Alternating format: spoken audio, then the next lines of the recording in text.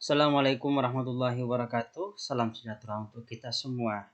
Kembali bersama saya. Dalam episode kali ini kita akan membahas sedikit materi tentang matematika aljabar. Nah, ini merupakan salah satu materi dalam TIU ya, dalam tes intelijensi umum. Nah, untuk matematika aljabar itu dibagi ke dalam beberapa sub materi.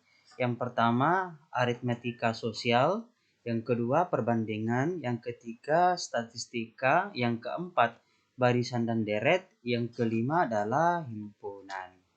Nah, jadi untuk episode kali ini saya hanya akan menjelaskan materinya ya. Jadi rumus-rumus yang Bapak Ibu atau teman-teman perlu hafal. Nah, kalau misalnya malas untuk menghafal, cukup latihan, memperbanyak latihan, maka secara otomatis rumus-rumus itu akan mudah dipahami. Nah, kita langsung saja. Nah, yang pertama adalah aritmetika sosial. Di tes TIU itu cukup banyak ya, jadi sering naik soal-soal berkaitan dengan aritmetika sosial. Jadi ada beberapa rumus yang perlu teman-teman pahami. Yang pertama, ketika kita mau mencari ya, jadi ketika kita mau mencari untung ya, jadi untung, presentasi untung. Jadi misalnya soalnya sekian harga jualnya, kemudian harga belinya sekian, berapa persentase untungnya. Nah, ini persamaannya ya. Ini. Jadi, presentasi untung itu harga jual dikurang harga beli dibagi dengan harga beli. Jangan tertukar ya, jangan harga jualnya lagi. Tapi dibagi dengan harga beli dikali 100%. Nah, bagaimana kalau ruginya? Rugi itu berarti harga belinya lebih besar dibanding harga jualnya, ya. Kalau untung tadi harga jualnya, misalnya saya membeli sebuah barang, kemudian saya jual, harga jual itu lebih besar dibanding harga beli. Nah, itu akan untung. Sedangkan rugi, kalau misalnya harga beli barang yang saya beli itu lebih besar dibanding harga jual ketika saya menjual kembali, maka itu akan rugi. Nah, persentase ruginya ini rumusnya. Jadi persentase rugi sama dengan harga beli dikurang harga jual dibagi harga beli dikali 100%. Nah, ya. Kemudian harga bersih. Harga bersih itu kan pasti tahu lah ya, rumusnya sama dengan harga kotor dikurangi diskon ya. Misalnya kalau misalnya kita ke pasar atau ke Ramayana, biasanya itu terpasang harga kotornya berapa, kemudian diskonnya misalnya 20%, atau diskon biasa juga disebut dengan rabat ya. Jadi mohon supaya ini istilah ini itu sama. Jadi harga bersihnya itu adalah harga kotor dikurangi diskon atau rabatnya. Jadi ini ya. Oke. Kemudian hubungan antara bruto, neto, dan tara. Ini juga sering muncul istilah-istilah ini. Nah, bruto itu adalah neto ditambah dengan tara. Jadi tinggal ini ya, tinggal dibalik. Jadi kalau bruto sama dengan neto tambah tara, berarti kalau netonya itu otomatis bruto dikurang tara. Ya. Kemudian tara itu sama dengan bruto dikurang neto. Nah, bagi teman-teman mungkin yang dari ekonomi apa mungkin jurusan-jurusan terkait mungkin lebih familiar ya dengan rumus-rumus ini. Nah, sekarang kita ke perhitungan pajak. Nah, masalah pajak ini biasa juga sering dijadikan soal di TIU ya. Nah, untuk menghitung penghasilan kena pajak ya, penghasilan kena pajak ini itu sama dengan besar gaji ya, besar gaji kita dikurangi penghasilan tidak kena pajak ya. Jadi penghasilan kena pajak sama dengan besar gaji kita dikurangi penghasilan tidak kena pajak. Penghasilan kena pajak itu biasa orang sebut penghasilan bersih ya. Nah, ada juga besar PPh. Ya, besar PPh yang ini itu sama dengan P% dikali dengan penghasilan kena pajak. Nah, kemudian ada juga gaji yang diterima, yaitu besar gaji dikurangi besar PPh. Besar PPh. Jadi gaji yang kita terima itu besar gaji dikurangi besar PPh. Nah, sedangkan besar PPh-nya itu sama dengan rumusnya ini. P persen dikali penghasilan kena pajak yang ini tadi. Ya. Nanti akan jelasnya ketika kita mendapatkan soal ya. Soal yang berkaitan dengan ini. Nah, kemudian menghitung tabungan akhir. Jadi ini biasa di bank ya.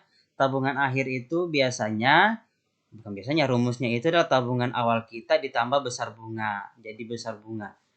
Oke. Nah, cara menghitung besar bunga setelah T tahun. Nah, ini rumusnya. Jadi menghitung besar bunga setelah sekian tahun itu sama dengan T dikali I persen dikali dengan M. Nah, kemudian besar bunga setelah B bulan. Jadi setelah B bulan itu sekian berapa bulan ya? Kalau setelah T tahun berarti setelah beberapa tahun. Nah, itu sama rumusnya ya. Di sini dibagi 12. Kenapa dibagi 12? Karena ada 12 bulan dalam 1 tahun. Oke. Ya, oke. Kemudian besar bunga setelah sekian hari. Itu nih rumusnya B per 360. 360 ini adalah hitungannya 12 dikali 30 ya. 30 hari dikali I persen dikali M. Oke. Nah, angsuran. Untuk menghitung angsuran kita, jadi kalau misalnya kita kredit ya, kredit di bank, misalnya kita minjam uang di bank, itu sama dengan pinjaman awal kita ditambah bunga dibagi periode lama pelunasan. Jadi kalau misalnya pinjaman awal kita misalnya 100 juta, bunganya 5%, kemudian periodenya itu periode pelunasan 5 tahun, ya tinggal pakai rumus ini untuk menghitung angsuran kita. Oke. Nah, selanjutnya ya ini aritmetika sosial ya. Jadi aritmetika di kehidupan yang kehidupan sosial kita ya yang sering sekali dijadikan sebagai soal. Nah, sekarang perbandingan. Perbandingan itu ada 2 bentuknya, ada 2 jenisnya.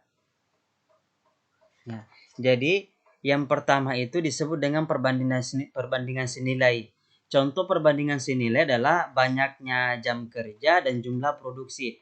Perbandingan senilai itu maksudnya adalah, jadi jika misalnya ada 2 variabel X dan Y.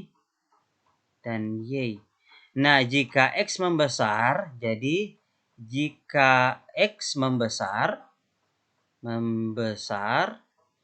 Y-nya juga membesar. Nah, itu namanya senilai. Jadi contohnya misalnya perbandingan senilai itu banyaknya jam kerja dengan jumlah produksi. Semakin lama kita bekerja, misalnya di tempat produksi, maka jumlah barang yang kita produksi juga semakin besar. Oke. Atau misalnya perbandingan antara jumlah pegawai ya dengan pengeluaran perusahaan, misalnya dengan pengeluaran perusahaan.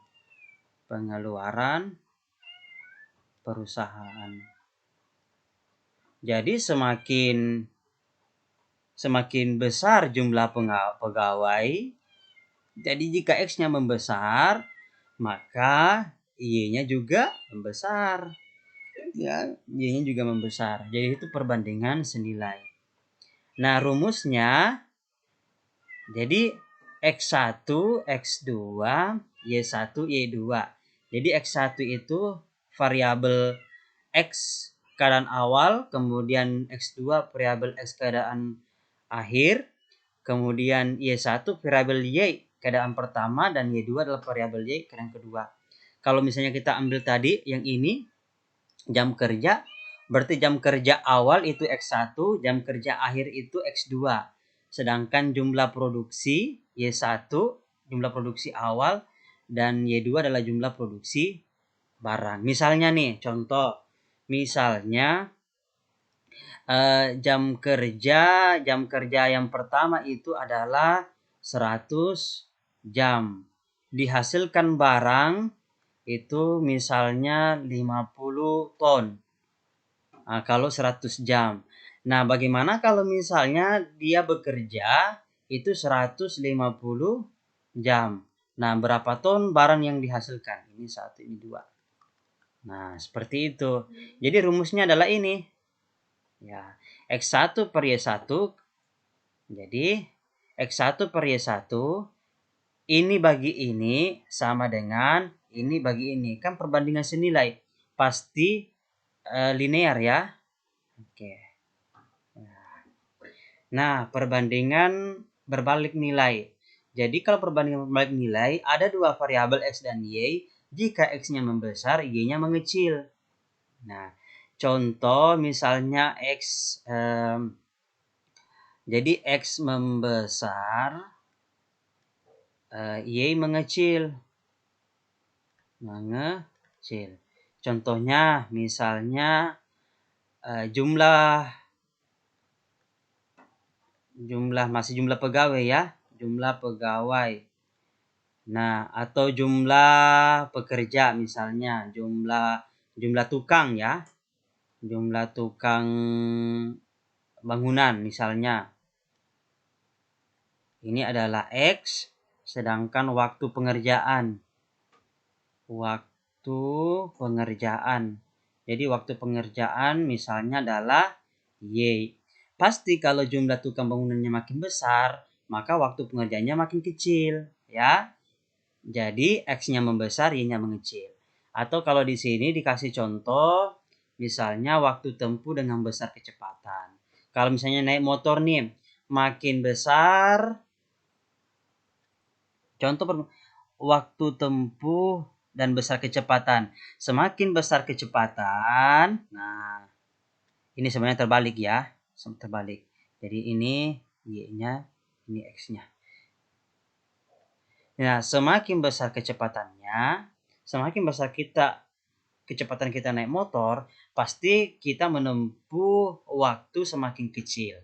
Ya, jadi kalau misalnya dari kota Pindrang ke kota Makassar, misalnya ini biasanya kalau normal itu kecepatan 80 meter per kilometer per jam misalnya, butuh waktu sekitar 4 jam misalnya ya. Nah, ternyata ketika kecepatannya kita perbesar, misalnya 120 km per jam, pasti kita butuh waktu yang lebih singkat ya. Pasti di bawah 4 jam. Ya, seperti itu. Jelas ya? Nah, sekarang kita kecepatan. Nah, kalau kecepatan, jadi perbandingan antara jarak dan waktu. Contoh misalnya kota A ke kota B, jaraknya S-nya jarak misalnya 200 km. Nah, sedangkan dari kota A ke kota B kita butuh waktu misalnya 4 jam, berarti kecepatan kita sama dengan jarak dibagi waktu. Berarti 200 per 4. Nah, kilometer per jam. Gitu ya. Oke. Nah, biasanya bentuk soal kecepatan itu yang seperti ini. Biasanya pada soal CPNS yang sering ditanyakan itu soal susul menyusul, soal berpapasan, atau rata-rata kecepatan. Nah, nanti bentuk-bentuk soalnya akan kita pelajari pada video selanjutnya. Oke, sekarang adalah statistika. Nah, statistika ini biasanya yang dicari itu adalah nilai rata-rata, min-nya. Misalnya ada beberapa nilai siswa, 10 siswa misalnya. Ada yang dapat 8, ada yang dapat 10, ada yang dapat 9. Nah, dicari rata-ratanya. Rata-ratanya ini simbolnya seperti ini. Caranya adalah jumlah semua data. Misalnya tadi 8 tambah 9 tambah 10 tambah sekian. Ya, jadi ada 10 data yang kita jumlahkan dibagi dengan banyaknya data. Banyaknya data itu berarti 10 ya tadi ya. Oke. Atau misalnya Ada yang dapat 8, ada yang dapat 7, ada yang dapat 10 misalnya. Kita cari rata-ratanya nih, berarti rata-ratanya berapa? Berarti tinggal 8 tambah 7 tambah 10 dibagi berapa ini? 3. Ini berapa? 8 tambah 7 berapa? 15 tambah 10 berarti 25/3. Nah, itu rata-ratanya. Nah, seperti itu ya. Nah, bagaimana kalau misalnya rata-rata gabungan? Rata-rata gabungan itu beda dengan ini. Kalau rata-rata gabungan, contohnya gini. Misalnya N1 N1 itu misalnya jumlah N itu misalnya jumlah anak atau jumlah anak. Sedangkan X itu nilainya. Ternyata ada 3 anak yang dapat 10 misalnya. Berarti N1-nya berapa? 3. Nah, X1-nya berapa? Nah, 10. Nah, terus ada 2 anak yang dapat 5, berarti N2-nya sama dengan 5. 2. Ada 2 anak yang dapat 5, berarti X2-nya berapa? Yang didapat tadi berapa? 5. Terus ada 4 anak dapat 7, berarti N3-nya ada 4, dia dapat berapa? 7. Nah, dicari rata-ratanya. Rata-ratanya tinggal sama dengan ini, rumus yang ini. N1 X1 tambah N2 X2 tambah N3 X3. Karena 3 kali ya. Dibagi dengan N1 tambah N2 tambah N3. Nah, tinggal dimasukkan. N1-nya berapa? Misalnya 3. X1-nya berapa? Ya 10 ditambah N2-nya berapa? 2. X2-nya berapa? 5 ditambah N3-nya berapa? 4 dikali 7 dibagi 3 tambah 2 tambah 4. Seperti itu ya. Nah, sekarang median. Nah, ada lagi nih median, modus, dan range. Nah, median. Median itu nilai tengah dari suatu kumpulan data yang telah diurutkan. Misalnya tadi nih, misalnya ada 8, ada 5, ada 7. Ya, kita mau cari berapa sih mediannya? Nah, pertama kita urutkan dulu. Nah, kita urutkan dulu berarti 5, 7, dan 8. Nah, baru kita cari nilai tengahnya. Seperti itu ya. Nah, sedangkan modus. Nah ini bukan modus cewek ya, bukan. Modus itu adalah data yang paling sering muncul. Modus ditandai dengan data yang memiliki frekuensi terbanyak. Misalnya, ada 8, 7, 7, ada 6, ada 5, ada 4, ada 7. Berapa modusnya? Yang mana yang paling sering muncul? Ya tentu 7 ya. Nah, berarti modusnya adalah 7. Range itu adalah selisih data terbesar dengan data kecil. Jadi kalau misalnya ini data kita, berarti range itu adalah yang terbesar dikurangi yang kecil. Nah, berarti range-nya adalah 3. Seperti itu ya. Itu statistika. Nah, sekarang kita lanjut ke barisan dan deret. Nah, untuk barisan dan deret itu ada 2 jenis. Ada yang disebut dengan barisan aritmetika, ada yang disebut dengan barisan geometri. Nah, barisan aritmetika suku ke N. Misalnya dikasih deret misalnya 2, 4, 6, bla bla bla bla. Nah, cari berapa U ke 5 misalnya. Ya, U ke 5. Nah, U ke 5 berarti kita mau cari berapa. Ini kan 1, 2, 3, 4. Nah, yang ini nih 5. Berarti sekilas itu adalah ini 8. Ini 10 ya. Nah, berarti U5-nya itu sama dengan 10. Rumusnya ini. Jadi kita bisa tentukan misalnya U100-nya berapa atau U1 jutanya berapa dan lain sebagainya dengan rumus yang ini. Nah, A itu adalah bilangan pertama. Jadi ini ya. A-nya. Kemudian N itu adalah yang keberapa? Kalau ini berarti N-nya 5, kalau yang ini N-nya 100, kalau yang ini N-nya 1 juta. Ya. Nah, sedangkan B itu adalah beda. Beda itu artinya selisih antara suku pertama dengan suku kedua. Yang ini selisihnya berapa? 2. Ya, berarti ini B-nya. Oke. Nah, sekarang ada juga nih kalau kita mau cari berapa sih SN. SN itu adalah jumlah suku sampai ke berapa misalnya. Misalnya ini tadi nih S5. S5. Jadi N-nya sama dengan 5 ya.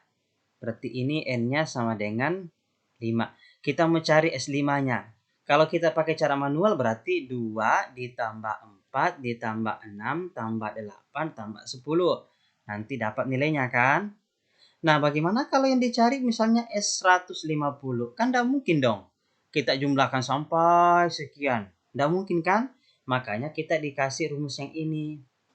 Jadi, N-nya, misalnya kalau disuruh cari S150, berarti N-nya 150 bagi 2 dibagi U1, berarti suku pertamanya, berarti misalnya ini 2, ya, ditambah UN. UN itu adalah suku ke 150. Nah, pakai rumus ini. Nah, sama dengan N per 2, U-nya itu kan A-nya ya, suku pertama ditambah UN.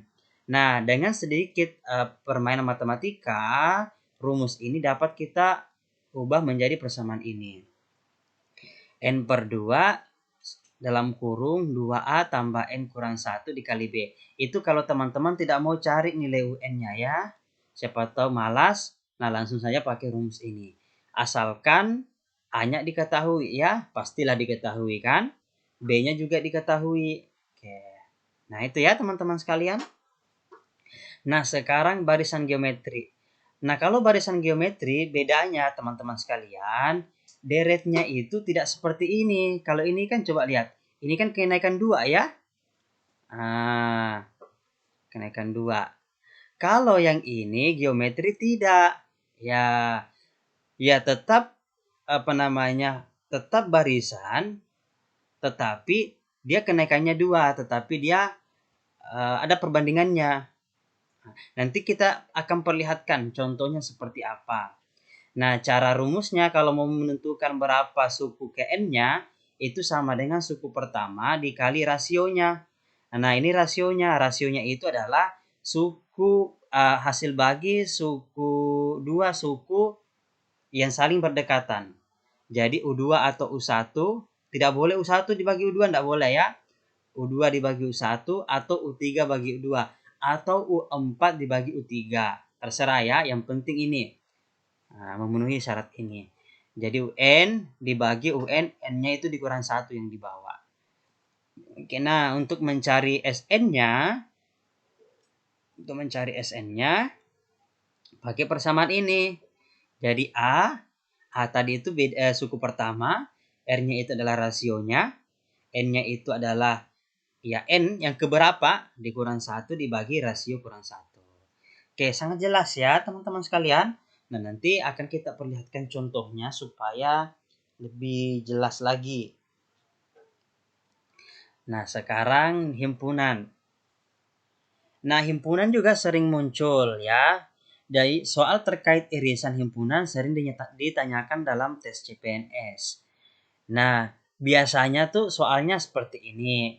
Misalnya ada sekian anak ya. Sekian anak yang suka matematika, sekian anak yang suka fisika.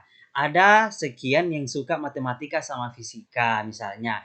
Nah, berapa jumlah anak yang tidak suka kedua-duanya? Nah, seperti itu ya. Jadi pasti sering dapat lah ya di SMA dulu itu diajarkan. Nah, jadi S itu semua daerah ini semua daerahnya semuanya masuk. Kemudian A itu berapa anak yang suka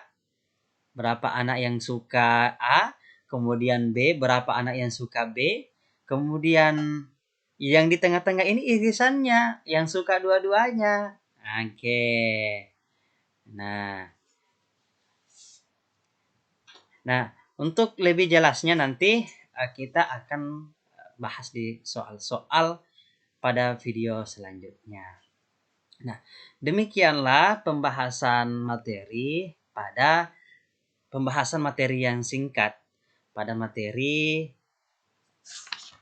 matematika aljabar. Nah, jika teman-teman suka dengan video ini, silahkan di like dan share. Jika ingin memberikan komentar, saran dan kritik, silahkan tulis di kolom komentar. Terima kasih banyak atas perhatiannya. Wassalamualaikum warahmatullahi wabarakatuh.